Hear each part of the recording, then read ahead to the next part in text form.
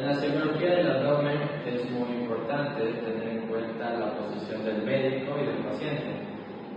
El paciente se debe encontrar derecho, recostado en la camilla, en la cama, en una zona en donde se encuentre bien. Los brazos deben encontrarse al costado y la cabeza sobre una almohada.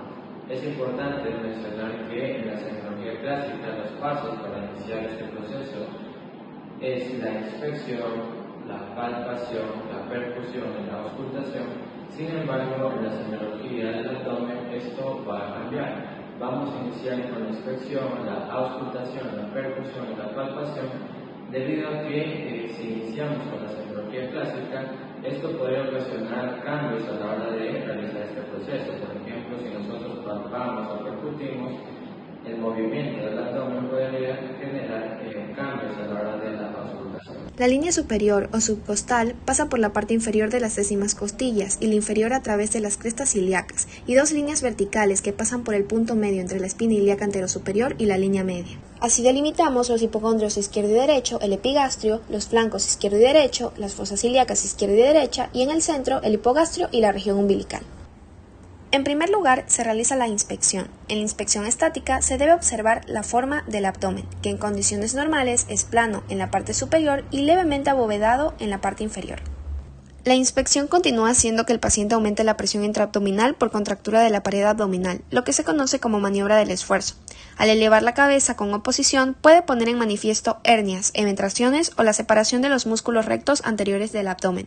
La auscultación del abdomen es un método sencillo y se realiza apoyando la membrana del estetoscopio sobre la pared abdominal con el paciente respirando lentamente o en apnea. En condiciones normales se escuchan ruidos hidroaéreos, también llamados borborigmos, que son suaves, continuos, entre 5 a 30 por minuto. Lo importante aquí es reconocer cuando estos están aumentados o disminuidos. Generalmente están aumentados y acompañados de dolor cólico en el caso del ilion obstructivo.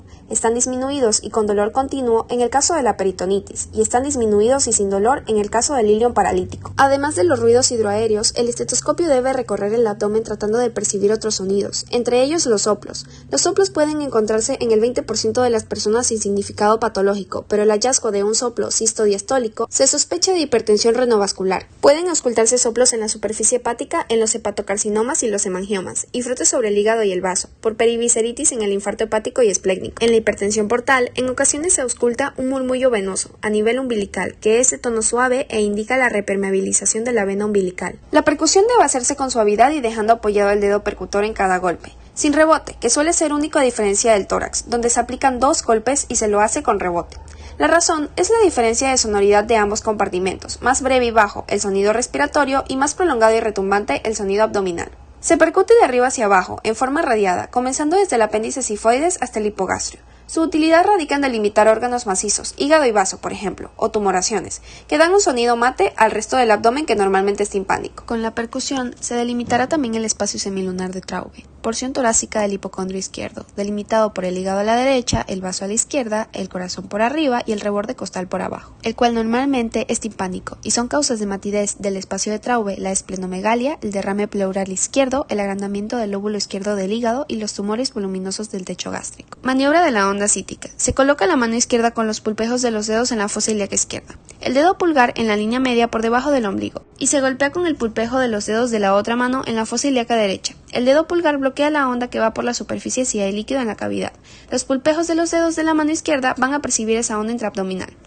La segunda maniobra requiere la presencia de hepatomegalia, porque consiste en aplicar los dedos de la mano derecha perpendiculares sobre el abdomen, aplicando sobre la superficie del hígado y a través de un golpe de presión sumergirlo en el líquido acético, semejando la sensación que genera el hundimiento de un cubo de hielo en un vaso de agua. Por último, la tercera maniobra es la que mayor sensibilidad y especificidad tiene. Paciente colocado en decúbito lateral derecho. Se percute una zona de matidez inferior con un límite que deja por arriba una zona de sonoridad. Al colocarlo en decúbito lateral izquierdo se verifica el fenómeno inverso, es decir, del hemiabdomen derecho una zona de sonoridad y del hemiabdomen izquierdo una zona de matices, con un límite superior, lo que significa que el líquido se ha movilizado de un lado hacia otro. La palpación abdominal puede ser realizada con el pulpejo de un dedo, llamada palpación digital. En estos casos, la palpación digital se utiliza para identificar o explorar los orificios herniarios, para buscar el signo de Godet en la pared abdominal en los casos de anasarca, o para identificar o buscar identificar puntos dolorosos abdominales en los cuales se han descrito una gran cantidad. Los relevantes como el punto superior de McBurney se encuentran en la unión entre el ombligo y la espina ilíaca superior. En este lugar, de manera digital, se explora el dolor al presionar sobre la pared abdominal con la punta de un dedo, y esto es indicativo de apendicitis. Este mismo punto puede explorarse del lado izquierdo en la fosa ilíaca izquierda, y al presionar y despertar dolor lo llaman también punto de McBurney izquierdo, y es positivo en los casos de diverticulitis. Con el pulpejo de los dedos, acercar o relajar la pared hacia la mano que explora. Esta es la maniobra de Galambos, o con el talón de la mano izquierda, comprimir cerca de la maniobra exploradora para facilitar así el desplazamiento de las vísceras hacia la mano que explora.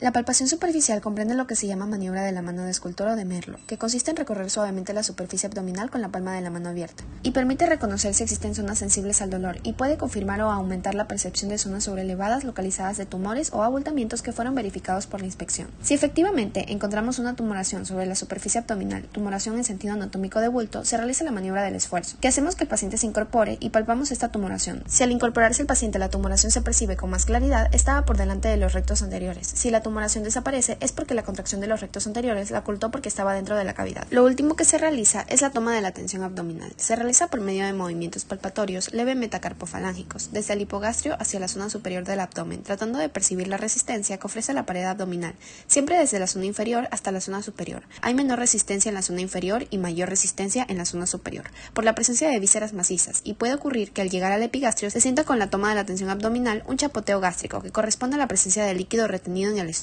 Este se percibe mejor modificando la maniobra, utilizando la punta de los dedos y generando un hundimiento del epigastrio, lo cual va a magnificar el fenómeno de chapoteo gástrico que identifica el síndrome pilórico en fase de atonía. La resistencia a esta maniobra habla de defensa abdominal, la cual corresponde a los casos de presencia de peritonitis localizada o generalizada. Este fenómeno puede magnificarse realizando la maniobra de descompresión, es decir, se palpa profundamente y descomprimimos bruscamente. Este dolor generado por la maniobra de la descompresión es bastante característico en muchos casos, aunque no siempre está presente en el síndrome de compromiso peritoneal. La palpación profunda comprende la palpación de las vísceras huecas y las vísceras sólidas o macizas. Para la palpación de las vísceras huecas se utiliza la única maniobra que se llama maniobra del deslizamiento de Glenard y Hausmann. Es una maniobra monomanual o bimanual colocando los pulpejos de ambas manos unidos y dejando por arriba los dedos índices y desplazar sobre la víscera hueca, piel y celular tratando de describirla como si fuera un tubo. El colon ascendente que corre en este sentido se palpa colocando las manos perpendiculares al eje mayor. El colon transverso no se palpa porque está tapado por el delantal de los epiplones, y el colon descendente y el sigmoide se palpan de igual manera que el colon ascendente.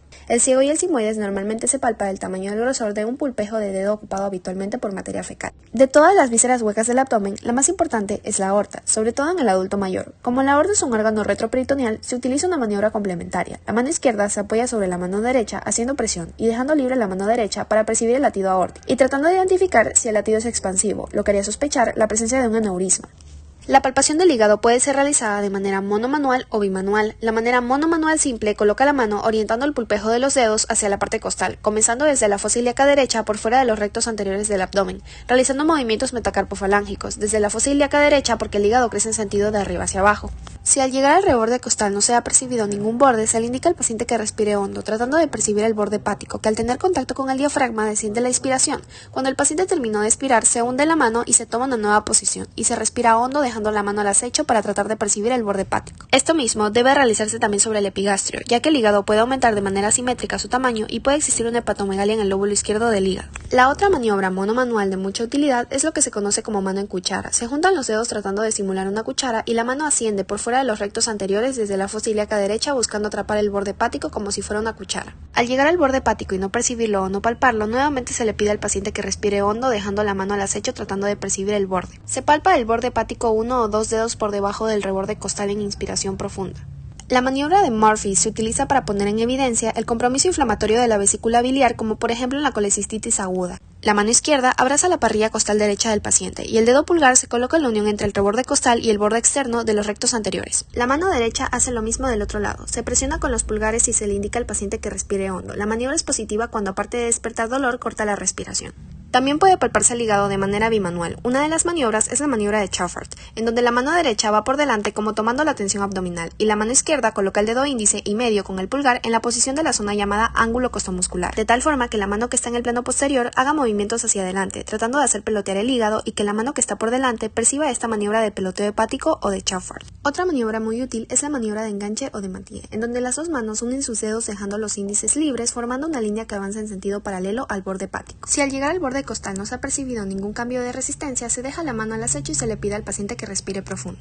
Otra maniobra de utilidad, sobre todo en la palpación de los hígados grasos, es la maniobra de Gilbert, que consiste en colocar la mano izquierda perpendicular y la mano derecha paralela al borde hepático, realizando movimientos metacarpofalángicos ascendiendo en busca del borde hepático. Si el hígado se palpara, no significa que el paciente tiene hepatomegalia. Para poder hablar de hepatomegalia se debe determinar el borde hepático por palpación y el límite superior hepático por percusión. Se percute sobre la línea de la clavícula, descendiendo y buscando el cambio de sonoridad respiratoria por matidez o submatidez, y allí se traza una línea que divide el límite superior hepático. Entre esta línea y el borde inferior hepático no debe de haber más de 12 centímetros, lo que identifica a la hepatomegalia. La palpación del vaso puede ser realizada desde la derecha o desde la izquierda del paciente, en dos posiciones, decúbito dorsal o en posición intermedio lateral. En decúbito dorsal se comienza la palpación del vaso desde la fosa ilíaca derecha, ya que el vaso crece en forma oblicua. Se realizan movimientos metacarpofalángicos tratando de llegar a la parte costal, identificando si hay un cambio de consistencia o la palpación de un reborde. El vaso, al igual que el hígado, tiene movilidad respiratoria, por eso frente a la ausencia de palpación del borde esplénico se le dice al paciente que respire hondo. Para que una esplenomegalia sea accesible a la palpación del vaso, debe de haber duplicado su tamaño. Por eso, la percusión en el punto de la intersección de la línea axilar anterior con la última costilla es reconocido como punto de Castell, el cual, si se encuentra sonoridad timpánica, permite descartar prácticamente el hallazgo de esplenomegalia con cualquier otra maniobra palpatoria. Otra maniobra de palpación del vaso desde la derecha con dos manos es colocar una mano sobre la parrilla costal para exponer más el vaso con la mano exploradora y de esta manera tratar de mejorar la percepción del borde esplécnico. La palpación del vaso desde la izquierda del paciente puede hacerse también en decúbito dorsal y además en el cúbito intermedio lateral. En el decúbito dorsal puede ser monomanual o bimanual. La maniobra manual puede hacerse con la mano en cuchara, ascendiendo siempre desde la fosa ilíaca derecha hasta el reborde costal izquierdo. Si al llegar no se percibe el borde esplénico al tener el contacto respiratorio, se solicita al paciente que respire hondo, dejando la mano al acecho tratando de percibir el vaso.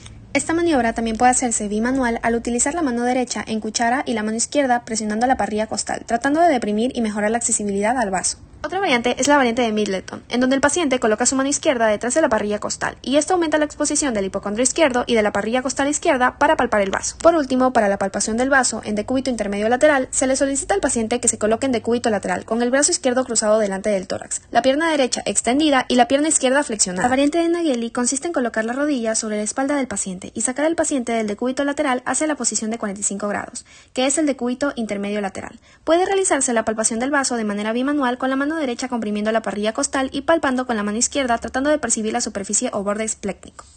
La palpación de riñón se realiza con la técnica de Guyon. Es una palpación bimanual en donde se palpa el riñón izquierdo con la mano izquierda y el riñón derecho con la mano derecha. La mano izquierda, en este caso, se desplaza desde la fosa ilíaca izquierda hacia el flanco por fuera de la línea de los rectos anteriores, y la mano derecha en oposición generando movimiento de peloteo. La semiología renal se completa realizando la maniobra de puño-percusión lumbar. Se percute con el canto cubital de la mano o con el puño, en ambos lados, tratando de despertar dolor, el cual se encuentra presente cuando hay distensión de la cápsula renal o inflamación de la cápsula renal, como en los casos de pielonefritis aguda.